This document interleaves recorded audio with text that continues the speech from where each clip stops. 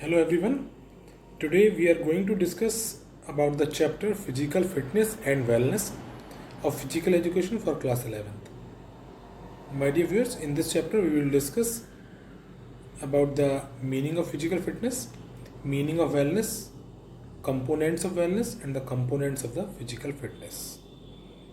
So let's start from the word physical fitness. What do you mean by physical fitness? Physical fitness is the ability of any individual to perform without feeling tiredness. किसी भी व्यक्ति की perform करने की ability, daily routine work perform करने की ability बिना थकान को फील करे हुए, that is known as physical fitness.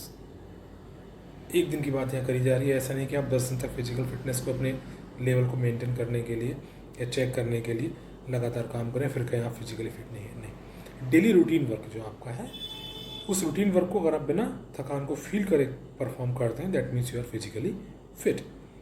Then what do mean by the wellness? Wellness का मीनिंग क्या है? Wellness means the balance between the mind and the body. आपकी बॉडी और माइंड के बीच में जो बैलेंस होता है that is known as the wellness. तो वेलनेस में एक चीज माइंड और ऐड हो जाता है.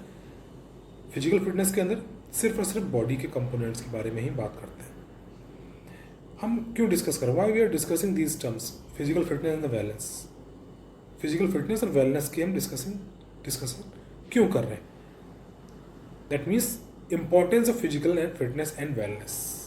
क्या है इंपॉर्टेंस फिजिकल फिटनेस की, वेलनेस की? तभी तो हम इसके बारे में डिस्कस कर रहे हैं. तो there are number of importance of physical fitness and wellness. Number 1 is total efficiency improved. ये पहली इंपॉर्टेंस है फिजिकल फिटनेस और वेलनेस की. If your level of physical fitness and wellness is high then your efficiency will be improve. Efficiency means आपकी काम करने की क्षमता जो है वो इम्प्रूव हो जाती है, बढ़ जाती है. बेटर क्वालिटी ऑफ वर्क यानी कि आपका जो परफॉर्मेंस का जो लेवल है, क्वालिटी है, वो भी आपकी बहुत बेटर हो जाती है. कब? जबकि आप फिजिकली फिट होते हैं. तो ये इंपॉर्टेंस है फिजिकल फिटनेस की कि वो आपकी एफिशिएंसी को इम्प्रूव करता है, साथ में आपकी वर्क करने की क्वालिटी को भी इम्प्रूव करता है. Next is optimum growth and development. If you are physically fit then your growth and development will be optimum. जितना मैक्सिमम होना चाहिए उतना ही ग्रोथ और डेवलपमेंट होगा अगर आप फिजिकली फिट हैं. अदरवाइज आप पूरी तरीके से ग्रोथ भी नहीं कर पाएंगे और डेवलप भी नहीं हो पाएंगे. और ग्रोथ और डेवलपमेंट में थोड़ा सा डिफरेंस होता है.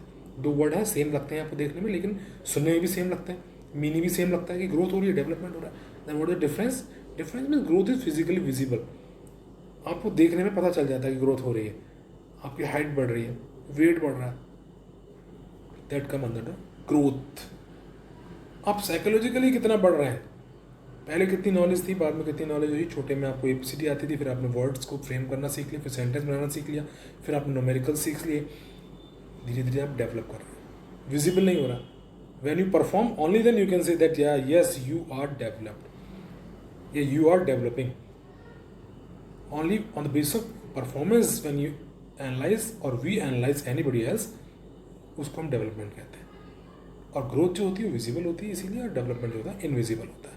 ये दोनों ही चीज़ ऑप्टिमम होती हैं, यानी जितने होने चाहिए उतनी ही होंगी. कब होंगी? जबकि आपका फिटनेस का लेवल हाई होगा, जब आप फिजिकली फिट होंगे, वेल होंगे. तो ये क्या है? एक इंपॉर्टेंस है किसकी? फिजिकल फिटनेस की और वेलनेस की, कि आपकी ग्रोथ और डेवलपमेंट को वो क्या करता है? ऑप्टिमम लेवल तक लेकर जाता है. Next importance is prevents health problem. आपकी हेल्थ प्रॉब्लम को प्रिवेंट्स करता है, बचाता है. If you are physically fit then you can keep yourself away from the health problems. जो हेल्थ प्रॉब्लम्स हैं उनसे अपने आप को बचा सकते हैं अगर आप फिजिकली फिट हैं. तो prevents from the pre mature ageing also. समय से पहले एज दिखने लगती है. 30 में है तो 52 लग रहा है, 40 में 60 लग रहा है. क्यों? आपके फिजिकल स्ट्रक्चर के बेस पे, आपकी परफॉर्मेंस के बेस पे उस चीज़ से बचाता है. कौन? फिजिकली फिटनेस होना. तो अगर आप फिजिकली फिट हैं तो अपने आप को आप प्रीमेच्योर एजिंग से बचा सकते हैं, प्रिवेंट कर सकते हैं, अपने आप को दूर रख सकते हैं. तो आपको करना क्या है? फिजिकली फिट होने के लिए कोशिश करनी है, वेलनेस को अडॉप्ट करना है. वेलनेस कैसे आएगी? अगर आपकी बॉडी और माइंड दोनों के बीच में बैलेंस होगा. बॉडी आपकी बैलेंस करने के लिए आपको अपने आप को फिजिकल एक्टिविटीज़ के अंदर इन्वॉल्व करना पड़ेगा, और बॉडी को बैलेंस करने के साथ माइंड को बैलेंस करना है. तो माइंड को बैलेंस करने के लिए आपको करना पड़ेगा अपने एजुकेशन का जो पार्ट है, जो मैंने आपको in the first chapter I have told you that education means when you have overall command on the technical part, moral part, and recall it, mentally developed, morally sound and technically perfect. जब ये तीन part, technically perfect होना, mentally tough होना, morally sound होना आपके पास होता है, only then you can say that you are educated. तो उस चीज़ के लिए, उस माइंड को उस लेवल पर ले जाने के लिए आपको परफॉर्मेंस लगातार करनी होगी हर फील्ड में, एकेडमिक्स में भी और फिटनेस के फील्ड में भी. नेक्स्ट हमारा टॉपिक होगा वो है components of physical fitness. Physical fitness के कौन से कंपोनेंट्स हैं इसकी भी हम बात कर रहे थे. कंपोनेंट्स ऑफ फिजिकल फिटनेस से ही आपकी जो है फिटनेस इंप्रूव हो जाती है. They are 5 components. नॉर्मली हम कहते हैं आप फिजिकली फिट हो, तो किस बेस पे क्या फिजिकली फिट हो? How can you say that you are physically fit? On the basis of appearance, on the basis of structure? No. Physical fitness को प्रूव करने के लिए, एनालाइज करने के लिए हमारे पास 5 कंपोनेंट्स है. We have 5 components. If you have a control on these 5 components, only then you can say that you are physically fit. Number 1 is strength. What do you mean by strength? Strength क्या होती है? Strength is the ability of muscles to perform. किसी muscles के perform करने की ability कहलाती है आपकी स्ट्रेंथ. एनी टास्क, कोई भी task, ability of muscles to perform any work. आपकी जो मसल्स हैं किसी भी काम को परफॉर्म कर सकती हैं. कितना कर सकती हैं ये लेवल डिपेंड करता है कितनी है उसके अंदर एंड्रेंस या स्ट्रेंथ है. तो इसी को एनालाइज करते हैं आप. तो that is known as the strength. Strength is of 2 type, static and the dynamic. अब static means ability of muscles to do work on the same position, that is known as static strength. जैसे कि wrist wrestling करते हैं तो same position पे movement नहीं होता है. कितनी आपकी रिस्ट की मसल्स के अंदर एबिलिटी है परफॉर्म करने की, तो आपकी कहलाएगी स्टैटिक स्ट्रेंथ. डायनेमिक स्ट्रेंथ यानी कि स्ट्रेंथ जो है वो परफॉर्म करी जा रही है, एनालाइज करी जा रही है during the movement. Ability of muscles to do perform during the movement, during the motion, that is known as dynamic strength. Next is the endurance. Endurance क्या है? Endurance is also ability of muscles to do work. ये भी आपके muscles के जो perform करने की ability उसी को एंड्योरेंस कहते हैं.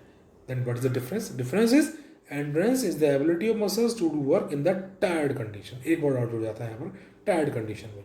स्ट्रेंथ जो है नॉर्मल कंडीशन में आपके मसल्स के परफॉर्म करने की एबिलिटी कहलाती है, और एंड्योरेंस थकान की स्थिति में आपके मसल्स के काम करने की एबिलिटी, परफॉर्म करने की एबिलिटी कहलाती है.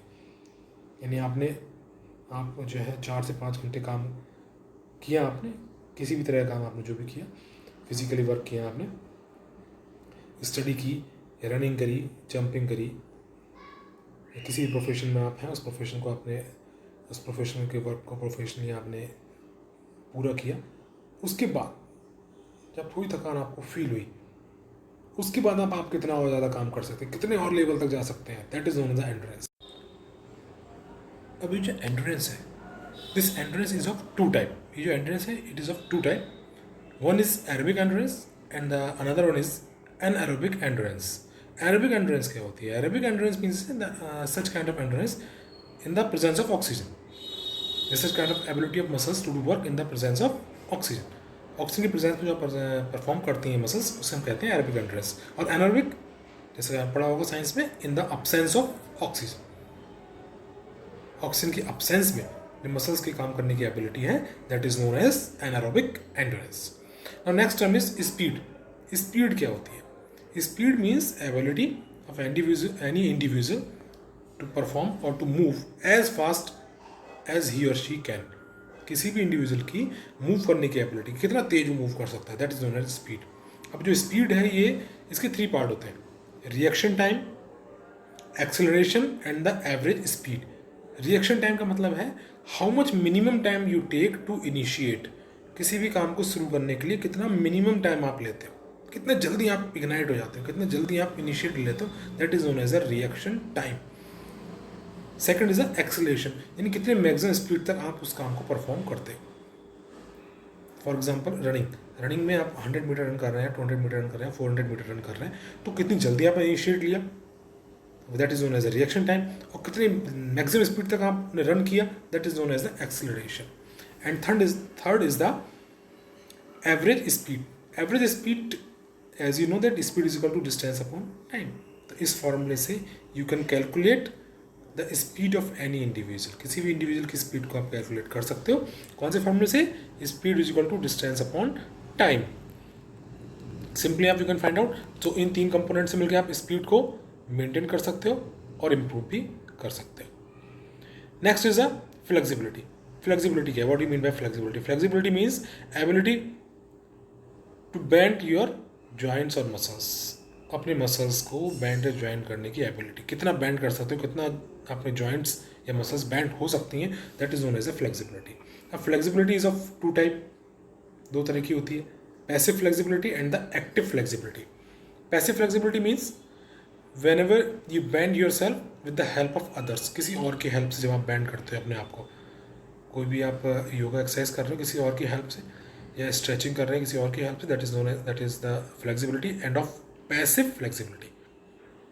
And active flexibility means whenever you are going to bend yourself with your own, अपने आप को आप बैंड कर रहे हो, अपनी बॉडी को बैंड कर रहे हो, अपनी मसल्स को, अपने जॉइंट्स को बैंड कर रहे हो बिना किसी हेल्प के, that is known as the active flexibility.